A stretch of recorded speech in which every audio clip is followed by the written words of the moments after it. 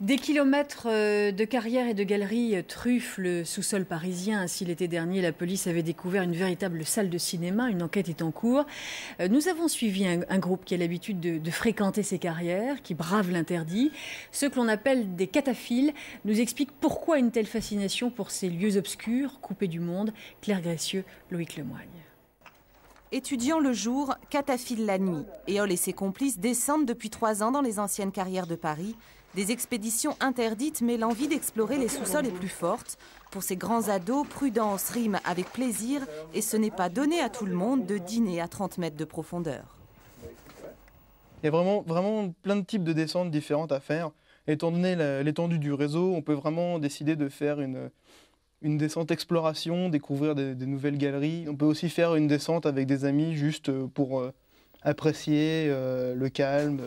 Ils vivent ces explorations en aventuriers, arpentent des couloirs sombres et marchent dans l'eau froide. Aujourd'hui, si les cataphiles sont moins nombreux, il reste les tags, les sculptures et les salles aménagées laissées par d'autres. Avant de poursuivre l'aventure, cette bande d'amis signe son passage. C'est mettre un tract. On va le mettre pas discret du tout.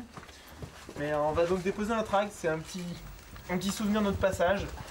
Dans les années 80, la rumeur voulait que de grandes soirées soient organisées. Cette nuit-là, il n'y avait pas foule, mais pour Sam, peu importe, il vient se changer les idées.